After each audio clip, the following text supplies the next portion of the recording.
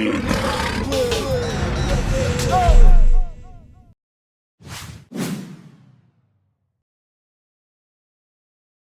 World of Reggae Massive. This is Danny Creatah, World of Reggae, again, for our second part of our discussion about the evolution of reggae music. In this part, joining me are Dr. Sonjah Stanley Niaah, also known as the Culture Doctor. She is a former, let me see, I have to do this right, Director of the Institute of Caribbean and Reggae Studies at the UWI. She is a writer of the book of Dancehall from Slave Ship to Ghetto Spaces.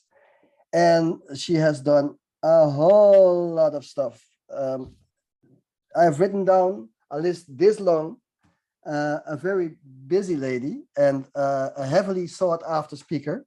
Her research and opinions have appeared in various local and international media.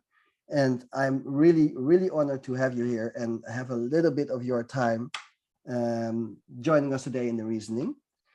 Also joining is Mr. Herbie Miller, a musicologist, a social analyst, a writer and a songwriter, I know, music producer and a cultural historian, curator of the Jamaican Music Museum in Kingston, and which I find very cool, he was also the manager of Peter Tosh. That's the part I like the most. I'm a huge Peter Tosh fan. Thanks, Danny. You're welcome. I don't know who wants to start first, but maybe Herbie. I can call you Herbie. We just told each other. Could you tell us a little bit about the various kinds of music for the people that not really familiar with reggae music yet?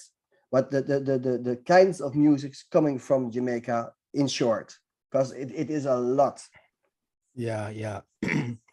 Well, of course, there's the burro music from the plantation days. Menta music also from that period. Prior to ska, there was a sort of jump blues imitation that our musicians indulged. Nyabingi music, ska music, rocksteady, DJ music during the 1960s with people like U-Roy and Stitch and Big Youth. Not yet dancehall, but DJing. Of course, the classic period of reggae music, the 70s to the early 80s, followed by my friend Sonjah, who will take it from there.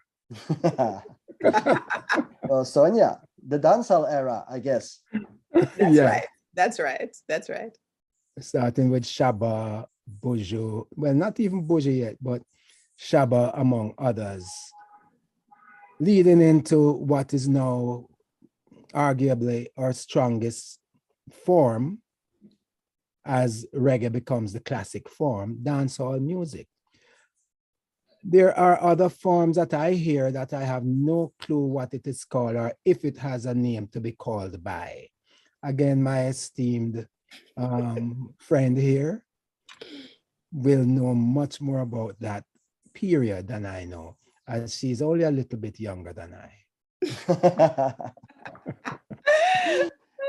Sonjah, what can you tell about that part, what Herbie is talking about? You know, it's so funny that Herbie should be referring to me for these sections, right? Because the fact is the body of my work, let me just tell all your listeners, first of all, thank you so much for having me, Danny.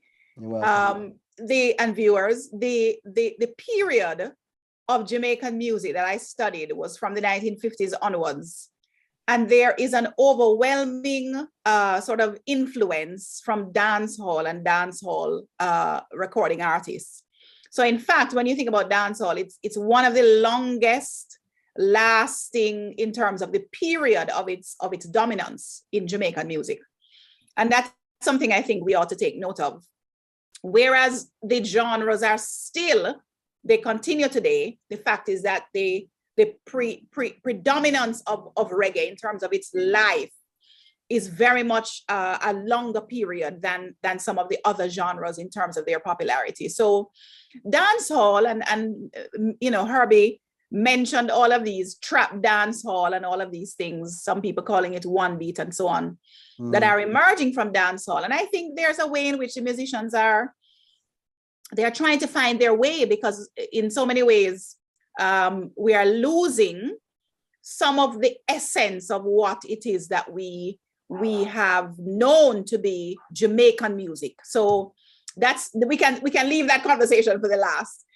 But I suppose if for a conversation such as this, in terms of the evolution of reggae, I'm liking where we've started, because understanding that Jamaica is the only country to have given the world all of these genres of music iterated by Herbie in the latter half of the 20th century, in a 50-year span. You're thinking about a lot of musical production, a lot of distinction in terms of musical production, and where my work comes in also in terms of global influence. So we can talk about the musical genres that were created in Jamaica, but we certainly can talk about the musical genres that have been influenced by Jamaican music. And that's upwards of 60.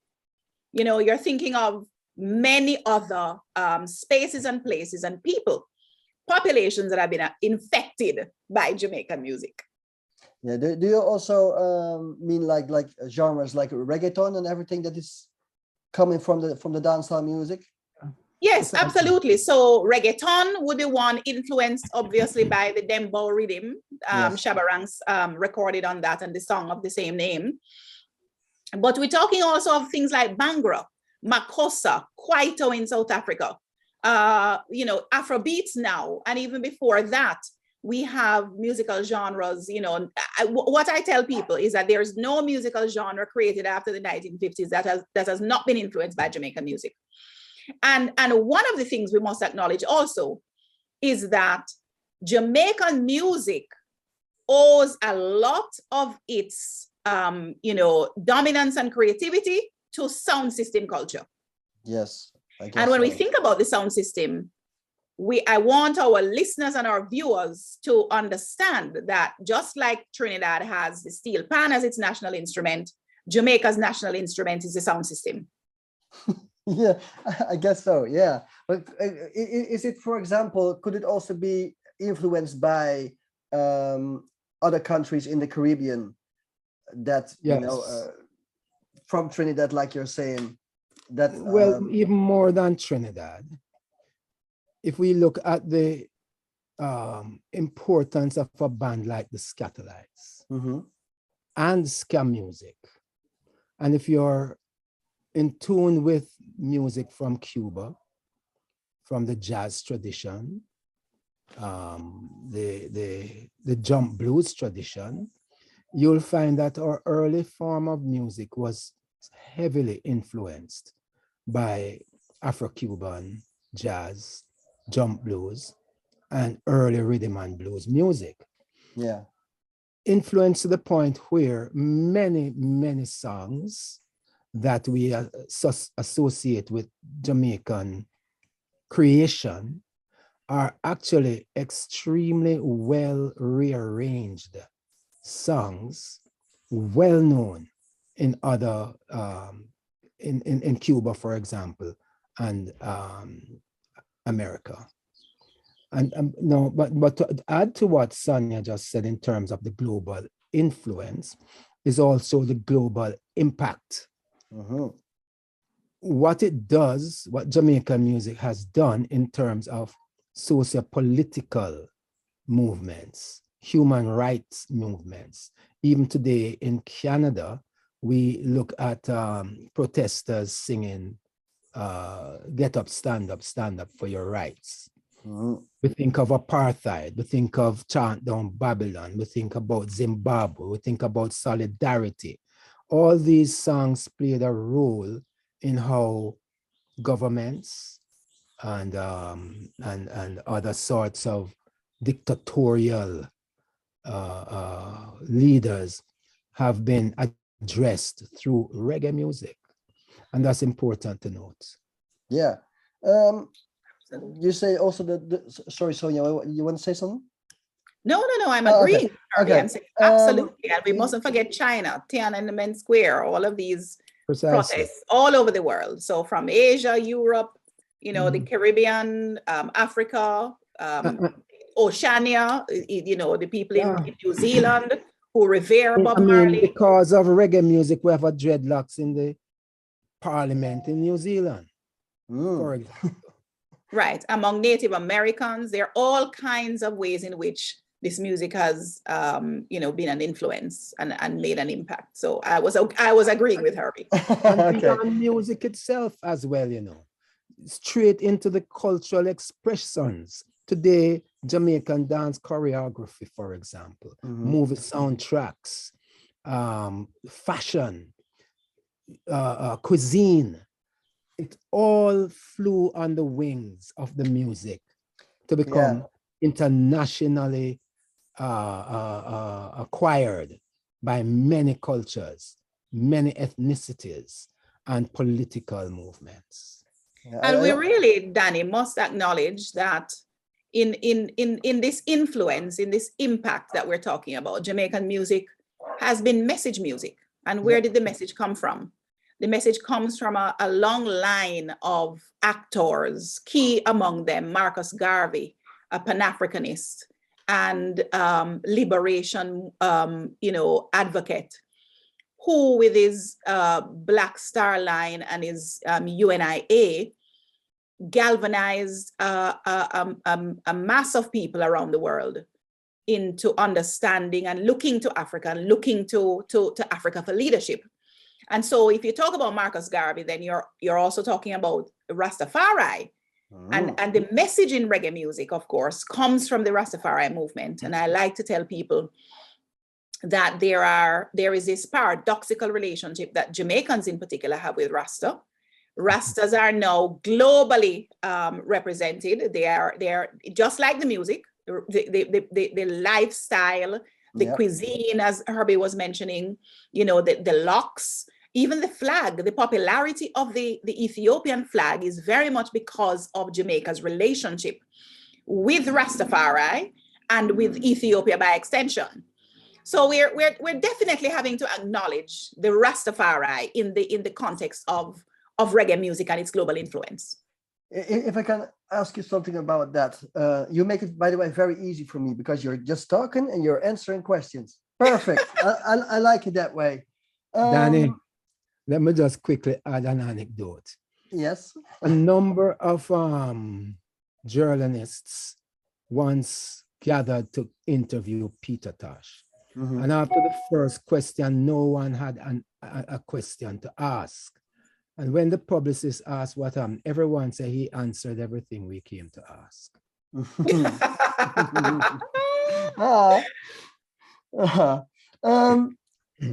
What did I want to ask? Oh yeah, you speak about Rasta and reggae music, but what I always wonder and what I always hear, does Rasta music equal reggae music and the other way around?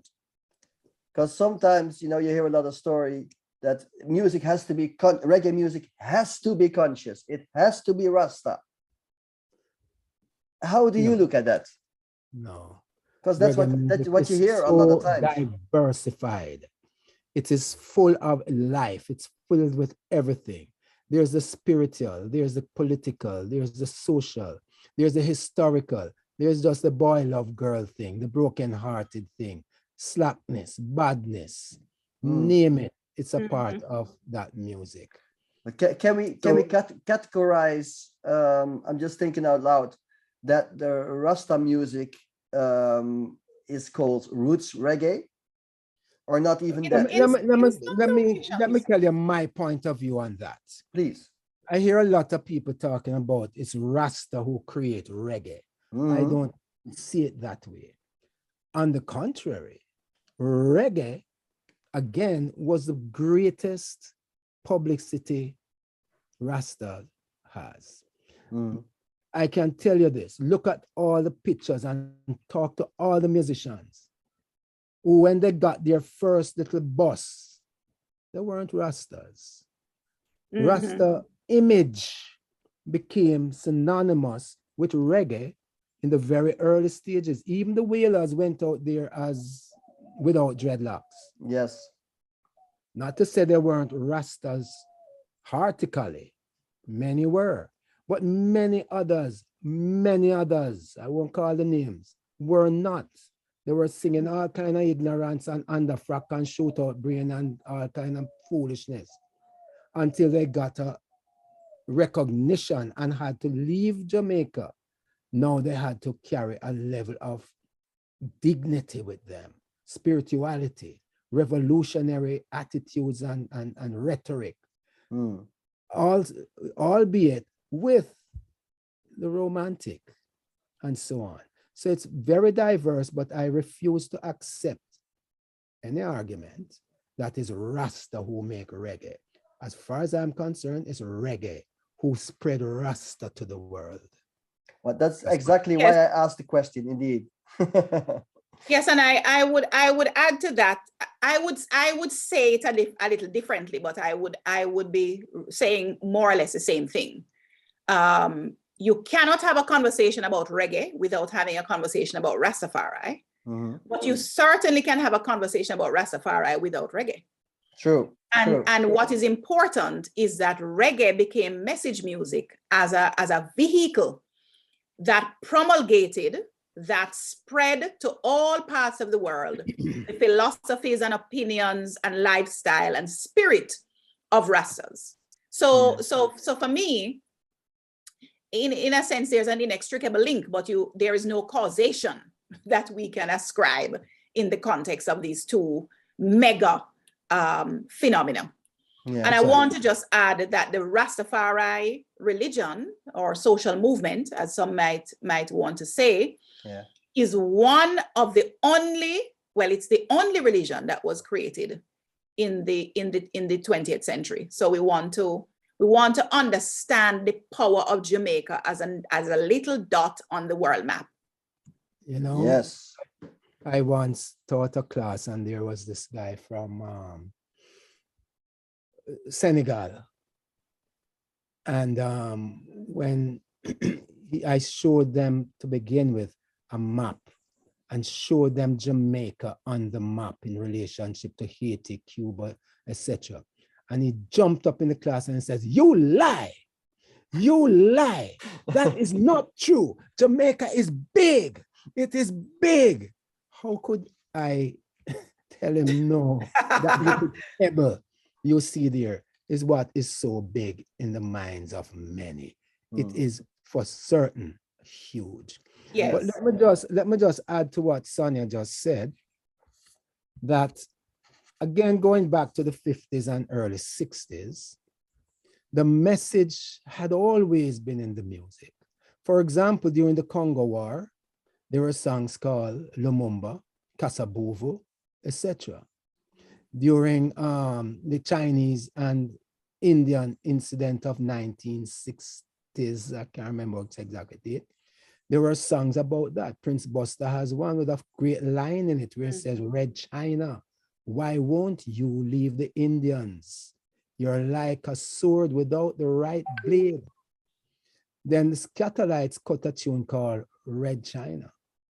During the Cuban Missile Crisis, Don Drummond made songs like Fidel Castro,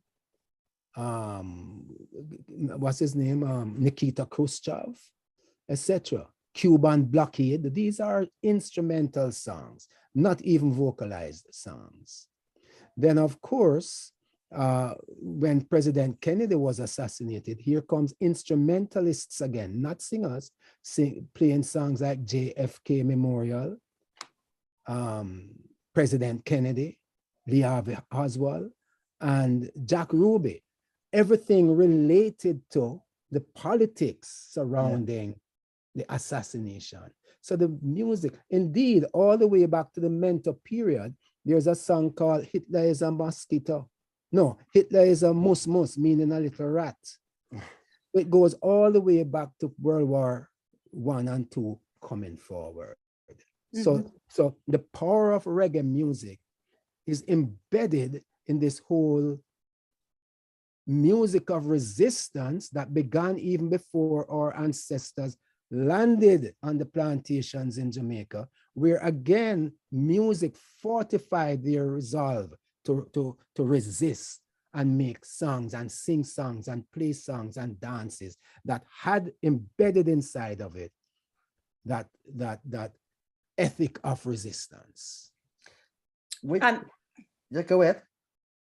And of course, when you talk about resistance now, you are gone into a longer history of protest and rebellion against the systems that have been oppressive to peoples of African descent. And I just want to acknowledge that in the music that we're talking about, the power of our ancestors lives. True. Message music. You both say that. Reggae music is message music. I also written it down here.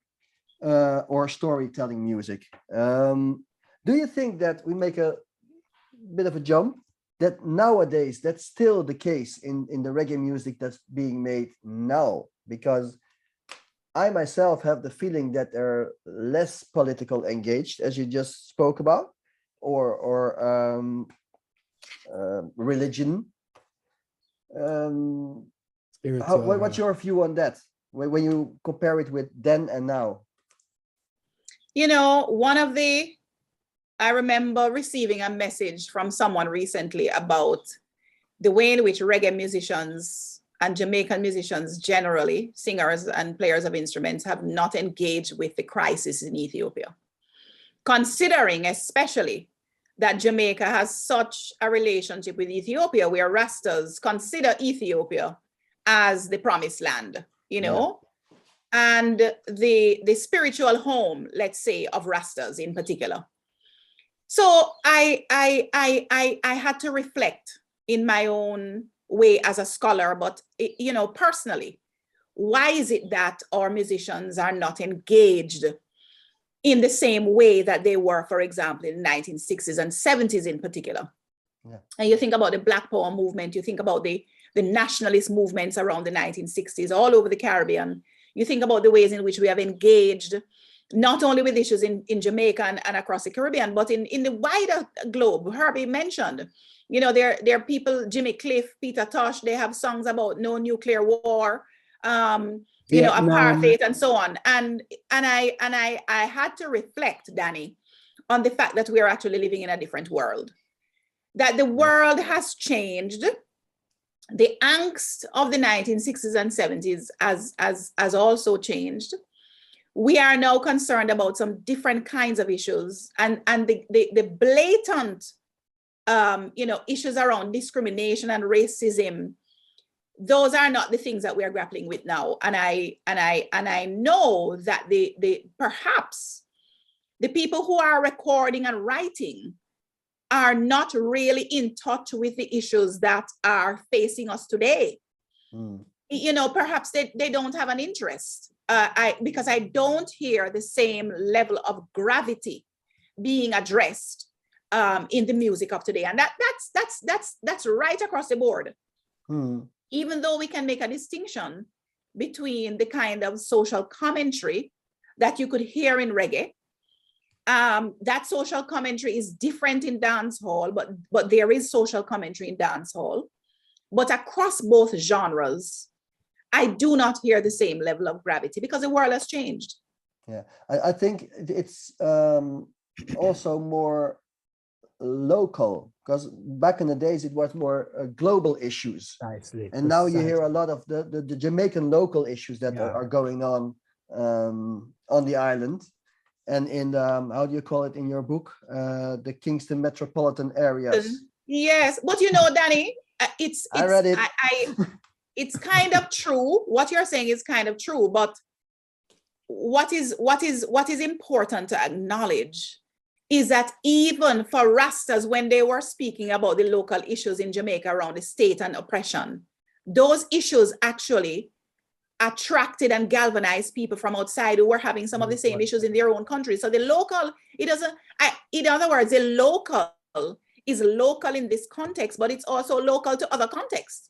And I'm suggesting that while the issues, it's the world that has changed. It's the world that has changed, because the local issues being engaged in a Jamaican context, when I think about dancehall music talking about you know, whether it's suck your mother or whatever, pardon my French, it's not resonating with people in other local contexts. And that's the issue that we're having, that the music now, I could say, in my own personal opinion, that it lacks a little bit of soul. In fact, there has been a departure in so many ways from the kind of messaging of the past. And I'm not saying that we are living in the past, but we are not resonating with people now and their issues in the various places that they live in. Yeah. Could that, because you also speak about spaces, and you know, from dancehall and reggae, where it derived, you know, the different kind of places where reggae was made, or in the ghettos, or uptown, or downtown. Is there a difference also there, between the message in the music, or the kind of reggae music, or dancehall? You see, today, back then there were a handful of studios, for example. Today, almost everyone has a home studio. Yes. And so the community that helped to bring this soul that Sonjah speaks about. And I just want to make sure that I understand her to be saying an inner depth, an inner feeling, an empathy for others in similar situations, expressed in a local way, but again, as Sonjah just said, accepted in whichever community one resides elsewhere. I think that because of that locked away things with your own little posse, that it has affected the breadth of expressiveness that we once had. And so, you know, it's important what Sonjah said in regards to Ethiopia and what it's going through today, and so many other places. I mentioned early on songs about Red China and India, about Russia and America, Cuban blockades, and shipment of nuclear weapons back and forth, that was addressed both vocally, Peter Tosh, Nuclear War, among others, and in the 60s, a song called 1,000 Tons of Megaton. It's an instrumental song. I have to look it up. You see? And so you find that that sort of engagement in a global sense with all that is happening. For example, I was very disappointed that during the Black Lives Matters thing, that we were so disengaged with it here in Jamaica, both politically. There wasn't much coming out of Jamaica. Nothing. No. You see, among other things. But could that, if I can interrupt, could that also be because how I kind of see it, Jamaica is out of many one people. I really never experienced racism or that kind of things in Jamaica. How do I say that? For example, as it is in America. Oh, Siri, start talking. Could it be because of that? It might be in Jamaica, as I'm sure Sonjah and I will agree, because just earlier this week, we were both in such a conversation in a wider context with people. There's a subtlety.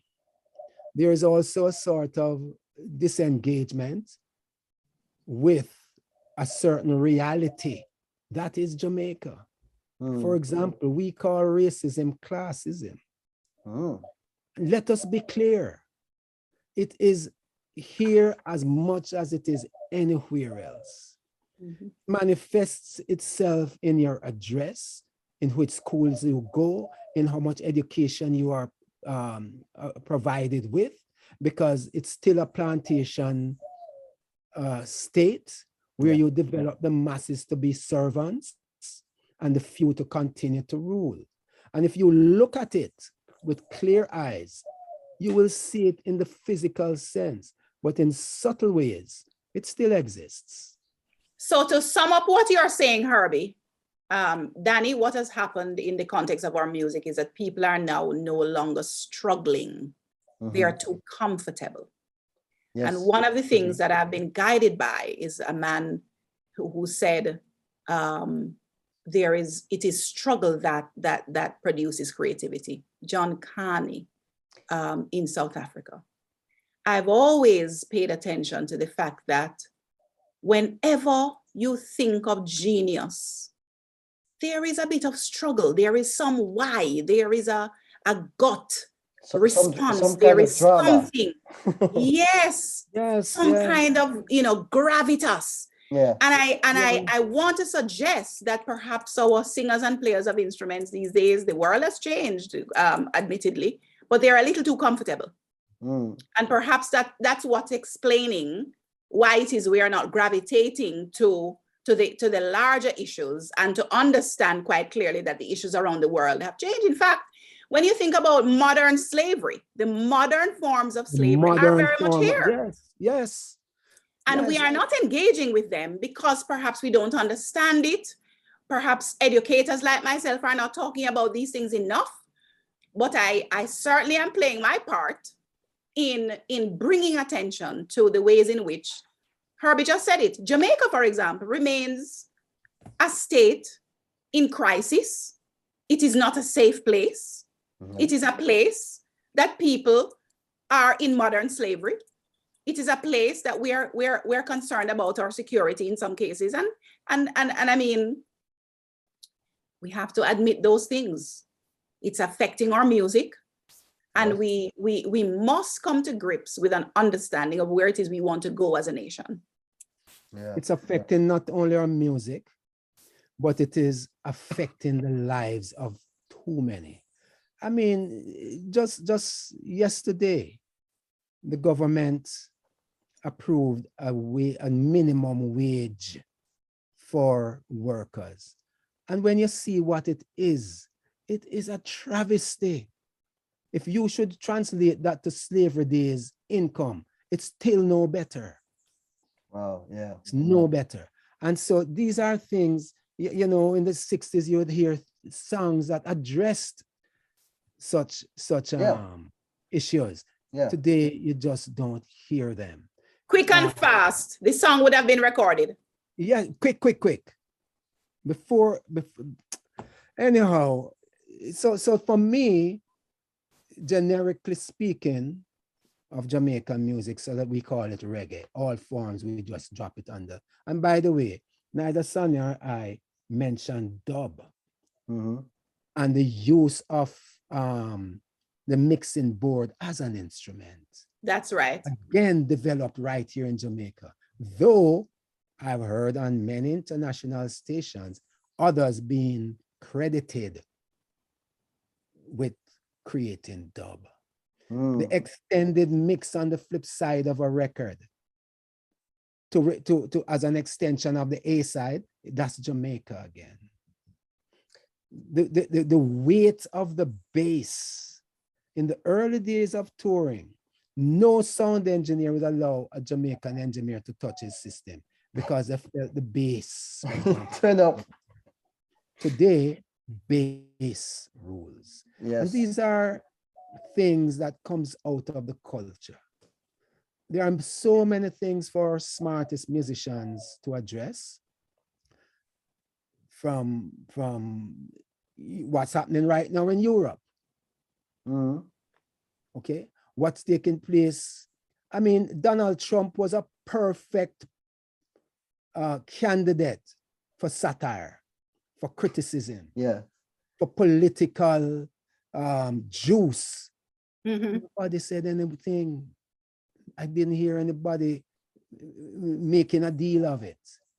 You look at the pandemic, one or two persons I've heard. There's a few songs out there, yeah. Very few.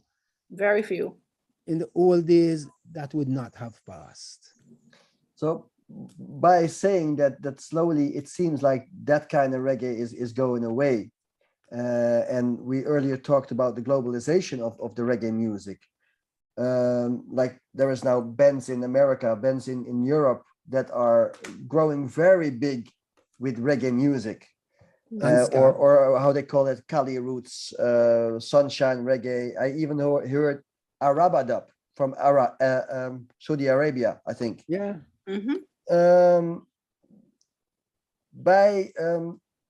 Do you consider that? No, let me see. Yeah, how do you see those new forms of reggae music? Because Jamaica apparently doesn't make it as much as they did. They still make it. There's a lot of new youths still making roots music. Don't get me wrong, but some say our music is stolen or taken away. How do you see that? Sonjah said it earlier when she spoke about the influence of the music. You know, no one can steal our Arabia culture. No one. If that were the case, we would have stolen a lot of other cultures, a lot of other things influence our music. Oh yes, would have been gone with rhythm and blues long ago. All of that, but we can't. We can use the influences and the inferences that comes from it. Likewise, like reggae. The reggae belongs to the world. Yes. We created it and gave it to the world. And the world must play it as we play the musics of the world. Especially now that it's UNESCO heritage, right? Precisely. Exactly. Listed on that intangible heritage list. But let me also add to what Herbie has said. The global influence of the music would dictate that people in disparate places would be recording this genre of music. And that's something that we're happy about. But of course, there are people who will say the music is being stolen. And the reality of the situation is that Jamaica is no longer the sort of, dominant producer of reggae music. And we must acknowledge that. This is exactly the reason why in a few years back, we were talking about a reggae revival. Now, of course, perhaps there is something wrong with the term revival because, it wasn't a revival in the sense that we had lost the thing and needed, or it was dead and we needed to revive it. But certainly we were not producing as much reggae. And this is what happens. It's a part of the cycle of music. It's a part of the cycle of life. There isn't any one thing that people are going to be doing forever. And so even in the context of a musical genre that we've created, there is evolution, there is change. And when Jamaicans are ready to pick their own genres up and reinvent them and create new things, we will see the power of this little country all over again. Could it? Not that we aren't seeing it now, but I hear what you're saying. Could it also be because what always bugs me or bothers me is reggae music, like in the 70s, 80s, was a global thing. Bob Marley was on the radio, Peter Tosh was on the radio, Maxi Priest was on the radio. Well, all those guys. But for example, here in Europe, you don't hear reggae on the radio anymore. Nowhere. Or are you saying you don't hear Jamaican reggae? None reggae, none. Only maybe poppy reggae. Yeah. But or the classics. Yeah, the classics. But could it be? And this is a question I have in my head for a long time, because Bob Marley did bust, Maxi Priest too, but those are all reggae acts who speak, well, let's say not patois in their songs. So a lot more people can gravitate to it. Same with Sean Paul and Shaggy. When you listen to them, you can hear word by word what they're singing. Although sometimes with Sean Paul, he has to explain what he's saying. But do you think that could be one of the things that why reggae music is not bigger? Because people don't understand the patois. So Danny, this is a very complicated question. Oh, thank you. Because Sean Paul had songs that went global, that were not English. Just give me the light and pass the draw. Bossa another baklamo. Yeah. Who understood what he was saying? But that were his begin days. Yeah, but that song was large, Mhm. right? That song, in a sense, he bust on Yeah. the scene with that song. So why, and the reason I brought it up is music is a phenomenon that comes with a number of sensory facets. Mm-hmm. Sometimes you don't understand the words of anything, but the rhythm is what moves you. The harmony is what moves you. The composition overall is what moves you. The melody moves you. In other words, I think if the spirit of the music is right in the right place, that music is going to become popular. We don't understand a juice of what Jerusalem is saying. No. We do not understand a thing of what that Korean song was saying. All right? But Yes. we all were dancing to it. Okay, but why then, to change it around, is reggae not busting anymore and only the dancehall? It's the spirit of the music. It's the spirit of the music. And I'm suggesting people don't like it anymore, like instead of it's not that people don't like it anymore, but I'm saying the entire composition, melody, harmony, voice quality, the instrumentation. Remember, we have changed those instruments as well. We are not using natural instruments anymore. There are a lot of factors, and I want a musicologist to come and tell me otherwise. And very importantly, the spirit of the music, the feel of the music, the what Sonjah referred to earlier on as the soul of the music. Mm-hmm. Now, let me talk about your first question though, music and language. I don't agree that the patois restricts the broader acceptance of the music. On the contrary, it was a question, not a statement. No. I say statement? I meant your question. I have seen many folks, Chinese and Japanese in particular, who speak fluent patois. Yep. No English. When the Chinese come here and open their shops, they can chat patois. Trust me. But knowing real proper quote unquote English. Mm-hmm.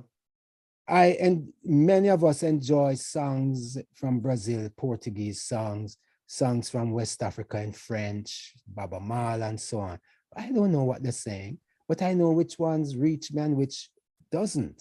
Mm-hmm. So it comes back to the very soul, the feel, the spirit of the music. And in addition, if the melodies and harmonies and rhythms are also captivating, it pulls you to it. But you don't even know if that they're actually doing is cussing out your daylights. That's correct. But in fact, yes. And so there's one final thing that I would want to add into this conversation about the language, Danny, is that we have also come to an era where the major labels are no longer investing in the music in Jamaica. True. And that's a very crucial thing, because you're thinking now about that marketing element, what's contributing to radio spins, what's contributing to global reach in terms of the music. So without that kind of investment in the music, again, you're not getting the same kind of global sort of push in the music. And so we must acknowledge that there's a little bit of a marketing element and some of the money that's missing. Sonjah, to what extent does dancehall get that sort of support though, from majors among others? No, I'm saying across the musics, across reggae and dancehall. No, I mean, there are labels that are signing some artists. I mean, we know, for example, Shensia, Skilly Bang. I've heard names, Coffee and so on. People, Chronics with his publishing signed by Island and so on. We know that there is some investment, but certainly not in the way that it was in the 90s. Mm-hmm. True. But next to Coffee, I don't see a lot of movement coming from Chronics and Protégé who signed deals like in the bigger global scheme. Coffee is like buzzing also because of the Netflix series and everything. But I don't see it happen yet with Chronix and Proto. And that's so they are now in the context of their own careers working on albums. And I must say, Protege has been quite prolific. He's gone more than 7 albums now.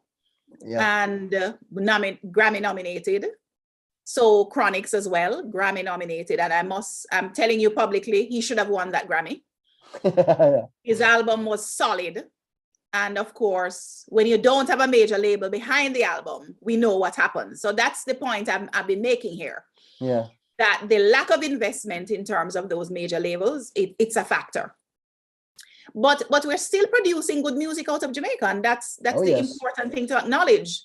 Still globally influential, and more importantly, because there's this appetite that has been whet around the world. People are looking to Jamaica to see what next, in terms of this global music. Indeed, what next? That's the next question. Evolution. What's coming next? Is asking a question like that is like saying, what would Bob Marley be doing if he were alive today? partly. I don't know who knows what's next or what Bob and Peter would be doing if they were alive today. I wish they were, though.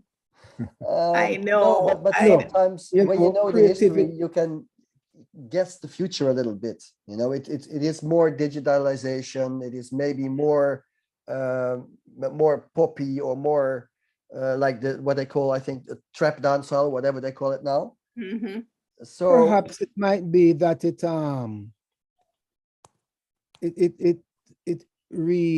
re-emerges as something that was. So in other words, people go back to the organic way of creating music, with live instruments, with analog situations, as we have seen with the sale of CDs against vinyl. Maybe that alone should encourage people to go back to a more basic set of rules rather than keep on being pushed by the high-tech thing that somehow does not really capture the heart and soul of the whole creative process. So maybe the future is a turnaround. Maybe it is going back to, just the sort of warmth that comes with vinyl as against and the instruments. best CDs. And go ahead. That vinyl example you brought up, Herbie, is a very important one, because it is telling us something that we sometimes forget about, that there is this cycle that is inherent in the way we live, in the way we create, in the way we make music. And so I would want to say that the future is about creativity. The future is about creativity. We're going to see more creativity coming out of Jamaica. And while we struggle at the moment to figure out what exactly is being created, whether it's trap dancehall or otherwise, something magical is going to happen. And I that's one of the things I can guarantee you. I don't know how I know, but it is the history that tells me something magical always happens. Always happens. And you just have to wait for it and be able to see it when it happens. Yeah, it's difficult to predict it. That's why I'm saying that, Danny, you can go in the studio or in wherever you go, your incubator, to come up with what you think is the future. And it's just not. The magic comes, and I don't think most of us invent that magic. The magic lodges in whomever it does, and that becomes the next big movement. Because nobody predicted coffee being a magical moment. No. And as a matter of fact, part of the magic of coffee was that song that she recorded, which took us all the way back to our youth and made us, you know, think and live again as ragamuffins. You know, the recording ragamuffin is so infectious. So she got two audiences at the same time, the young and the old. And it is that you can't predict it. But I use that example of coffee to say that someone like Busy Signal is always onto something when he dips into that long, deep, broad catalog of Jamaican rhythms, right? Yes.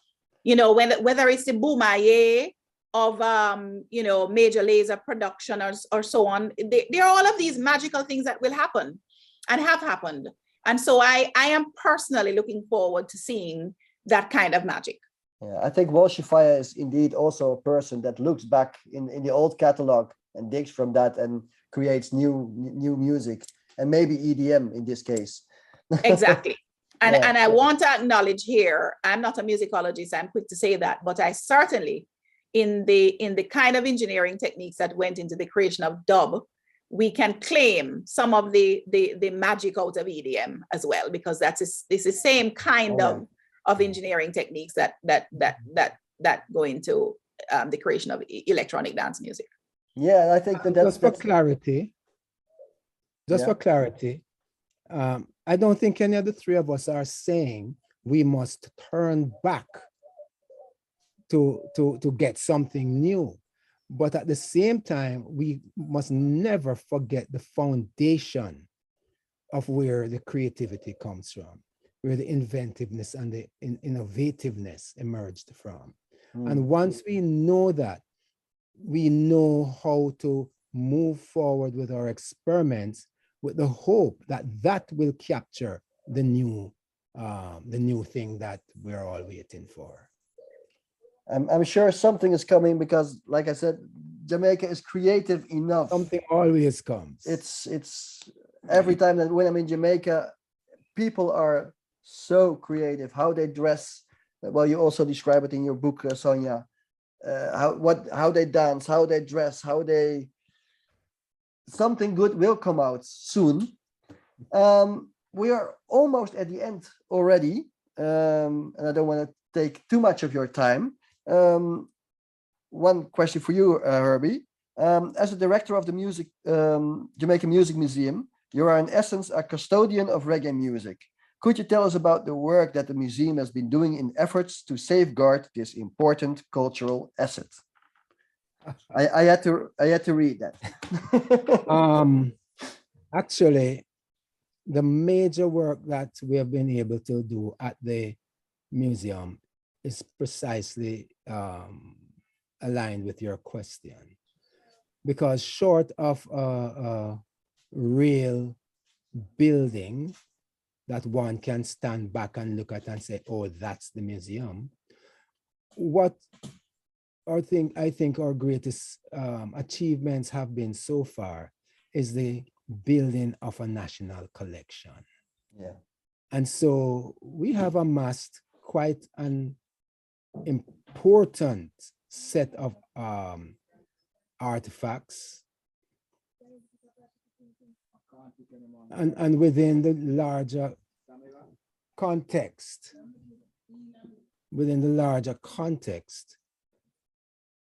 quite a number of artifacts. But the essence is in the quality of the artifacts we have been able to collect, you know? For example, a trombone from Rico Rodriguez is just priceless. Yeah. A set of drums from what's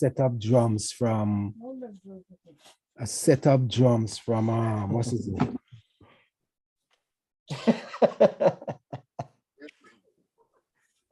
A set of drums from Sly Dunbar, yeah, or Lloyd Knibb is not something to take lightly as as an object inside of a music museum. A guitar from Ernest Ranglin, for example, a melodica from Augusto Pablo, a trumpet from Johnny Moore, a bass from Robbie Shakespeare. You see? So that's where the emphasis has been, because that's where the resources has determined that I go. A building, etc., is in the future, and I hope the near future. But today we can amass quite a collection, and that's our proudest moment at the Jamaica Music Museum. In fact, there are also some other things. We have developed the Ground Nation series, which is a series of conversations where we use an overarching topic with subtopics each Sunday, over 4 Sundays, to discuss different aspects of music, basically like what we're doing here, but to also use a repertory band to punctuate the conversation. And so as we discuss these music, for example, a popular one, Sonjah, was that one on the Chinese contribution to Jamaican popular music, where we outlined that the contribution the Chinese made since 1950, all the way up to the present, something totally vastly overlooked. And yet to bring that alive and have musicians perform many of the songs that the Chinese produced and enabled was magical. To look at music as a political narrative, how we look at instrumentalists who make songs that references issues in the world, or musicians like Marley, Tosh, Spear, etc., Third World, who uses socio-political, historical, spiritual, anthropological reasoning in music to remind us who we are, where we're coming from, and our capabilities, our failures, our vulnerabilities. We introduced that program, Ground Nation, to have those kinds of discussions. Dancehall and what that means to as an extension of things that preceded it. And so in a nutshell, that's where we are. As a future development, we would really love to see a state-of-the-art cultural complex in downtown Kingston, to include not just the museum, but a fantastic performance hall and smaller rooms within the complex, and not to overlook an outside pizza type thing where you can have music and dances under the stars. Yep, that would be amazing.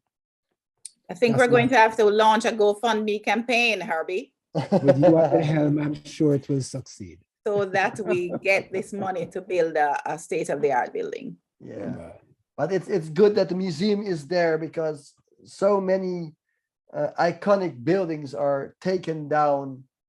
What is it, Channel 1 and all those buildings. Yeah, and that's a shame in a way. No, not in a way, it is a shame.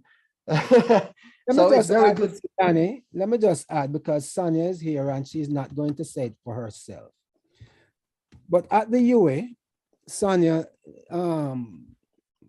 has inherited and now produces for the past number of years the annual reggae conference. Well, it's not annual, it's biannual, isn't it, Sonjah? Biennial. And now we've had to change it to triennial.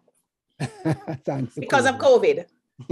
So no, and that in itself has become institutionalized, not just in the physical sense that it is within the institution of the University of the West Indies, but institutionalized in itself. So even if it should move away from there, it is already so established as a concrete part of our psyche. That it's also important to see it the way we see a museum or a university. So the point being made, Danny, is also one about the value of research, the value of generating knowledge around Jamaican music, around Jamaican popular culture more largely. And that's what we've been responsible for at the University of the West Indies. In fact, no university is relevant unless they are, making an impact in terms of national development and in the context of the Caribbean, regional development.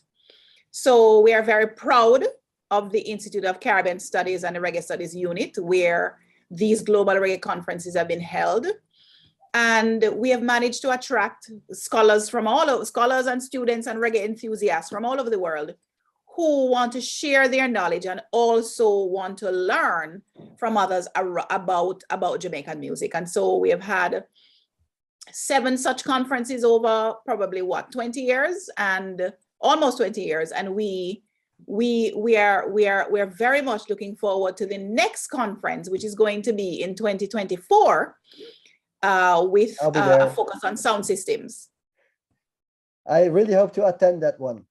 Yes, you must. We will definitely invite you. Thank you very much.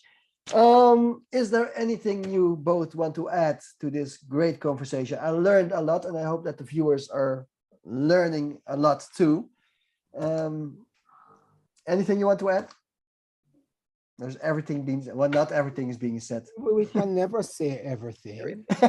No. One of the things that I really urge fans and musicians and performers, artists, scholars, all of us to do is to recognize music as such, as music, entertainment, feel good, etc. Yeah. But to also move beyond that, to get inside music itself.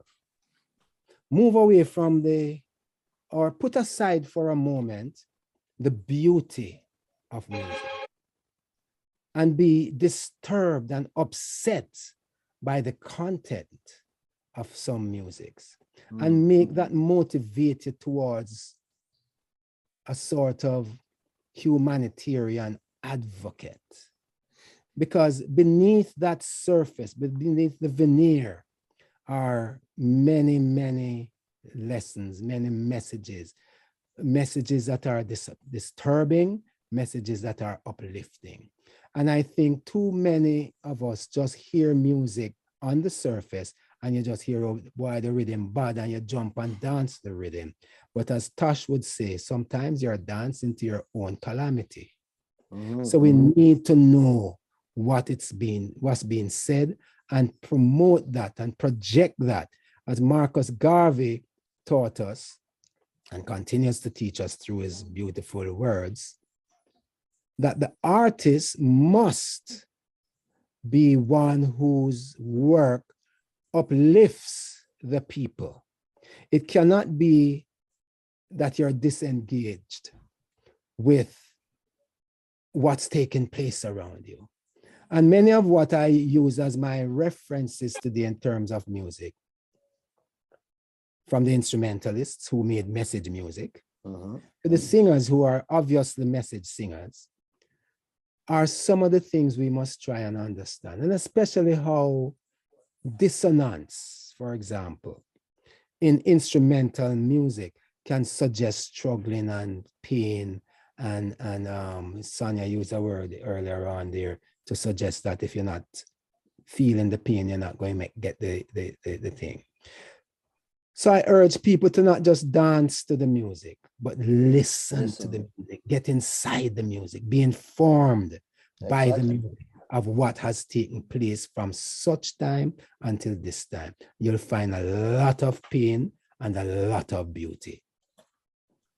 Thank you. Those are great words to end with, I think. I would like to thank you both very much again for your time, because time is precious. So I really appreciate that. And I hope to see you soon, both when I'm in Jamaica again and meet in person. That would be awesome. And Herbie, one day I need to talk to you about Peter Tosh. Just sit down and reason, please. I don't remember anything about him, you know. No. Thank you very much. Anytime you're ready, Danny. Thank you very much for having us, Danny. Yes, thank you very much for this forum. It's our pleasure. Thanks. Thank you very much. Bye-bye. Bye. Bye-bye.